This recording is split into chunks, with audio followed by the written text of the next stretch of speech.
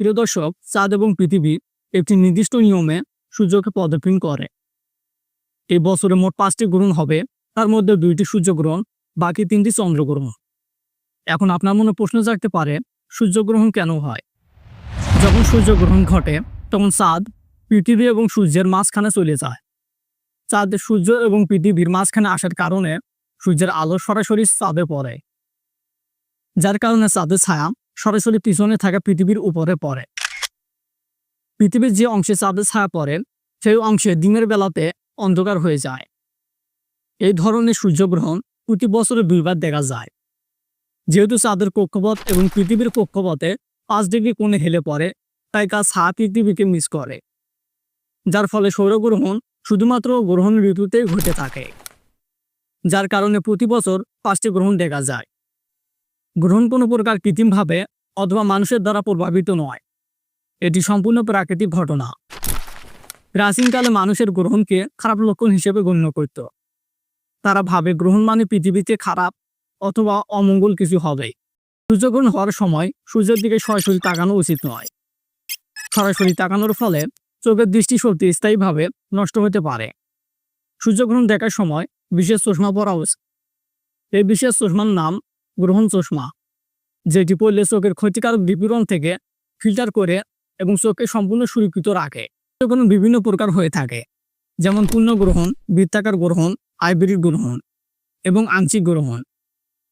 পৃথিবী থেকে সূর্যের দূরত্ব চাঁদের দূরত্ব প্রায় 400 গুণ বেশি এবং সূর্যের ব্যাস চাঁদের ব্যাসের প্রায় 400 গুণ বেশি। 2024 সালে 2টি সূর্যগ্রহণ হবে, তার মধ্যে প্রথম সূর্যগ্রহণ হবে 8 এপ্রিলে, যেটি পূর্ণগ্রহণ হতে চলেছে। বিশ্বাস করা হয় প্রায় 50 বছর পর আবারও পূর্ণগ্রাস সূর্যগ্রহণ হবে। এই সূর্যগ্রহণটি দীর্ঘ সময় ধরে থাকবে। দ্বিতীয় সূর্যগ্রহণটি হবে 2024 সালের 2 অক্টোবরে। দ্বিতীয় সূর্যগ্রহণটি ভারত থেকে দেখা যাবে না। মোট সূর্যগ্রহণ পৃথিবীতে খুব কম দেখা যায়। গড়ে প্রতি 18 মাসে পৃথিবীর যে কোনো স্থানে পুনরাবৃত হয়। তবে অনুমান করা হয় কোনো নির্দিষ্ট স্থানে গড়ে প্রতি 360 বছর থেকে 410 বছরে পুনরাবৃত হয়। মোট গ্রহণ পৃথিবীর যে কোনো স্থানে মাত্র কয়েক মিনিট স্থায়ী হয়, কারণ চাঁদ প্রতি ঘন্টায় 1700 কিলোমিটার বেগে পূর্ব দিকে চলে। ধারণা করা হয় মোট সূর্যগ্রহণটি 16 জুলাই 1986 সালে ঘটবে। আকাশভূমি পৃথিবী জুড়ে পশ্চিম থেকে পূর্ব দিকে দ্রুত চলে। বিষুবরেখায় প্রায় প্রতি মিনিটে 28 কিলোমিটার বেগে চলে, কিন্তু চাঁদ পৃথিবীর ঘূর্ণন প্রায় প্রতি মিনিটে 61 কিলোমিটার বেগে একই দিকে যায়, কিন্তু সবসময় মনে হয় পশ্চিমে চলাচল করে। ওর নাম বিশ্ব অথবা নীলগ্রহ, ইংরেজিতে ইয়াত, গ্রিক ভাষায় গাইগা এবং লাতিন ভাষায় টেরা। পৃথিবী থেকে সূর্যের দূরত্ব প্রায় 15 কোটি কিলোমিটার। পৃথিবী একমাত্র গ্রহ যেখানে কোটি কোটি প্রজাতির প্রাণীর আবাসস্থল। আজ থেকে 454 কোটি বছর আগে পৃথিবী গঠিত হয়েছে। পৃথিবীর সৃষ্টির 1 বিলিয়ন বছর পর থেকে পৃথিবীতে প্রাণীর আবির্ভাব ঘটে। চাঁদের দূরত্ব 384,400 কিলোমিটার। আয়তনে পৃথিবীর 50 ভাগের 1 ভাগ চাঁদ। চাঁদের আলোতে পৃথিবীর অন্ধকার রাত আলোকিত হয়। চাঁদের কোনো নিজস্ব আলো নেই।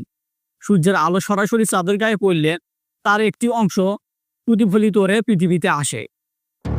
বিজ্ঞানীরা প্রতিনিয়ত চাঁদ এবং মঙ্গল গ্রহ নিয়ে গবেষণা করেছে, যার ফলে নতুন নতুন তত্ত্ব আবিষ্কার হচ্ছে। প্রাচীন গ্রিক ঐতিহাসিক হেরোডোটাস লিখেছেন, থ্যালেস অফ মিলিটাস ভবিষ্যৎবাণী করেছিলেন মেটিস হচ্ছে প্রাচীন ইরানি মানুষ এবং লিডিয়ানদের লিবিয়া হচ্ছে লৌহযুগের রাজ্য। এই দুটির মধ্যে যুদ্ধ হয়। যুদ্ধের সময় সূর্যগ্রহণ হয়। সূর্যগ্রহণ হওয়ার ফলে দুই পক্ষ অস্ত্র নামিয়ে রাখে এবং সূর্যগ্রহণের ফলে শান্তি ঘোষণা করে।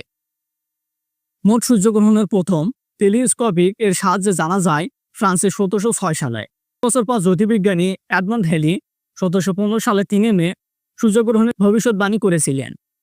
মাত্র 45 মিনিটের মধ্যে শহরটিতে আংশিক সূর্যগ্রহণ দেখা যায়।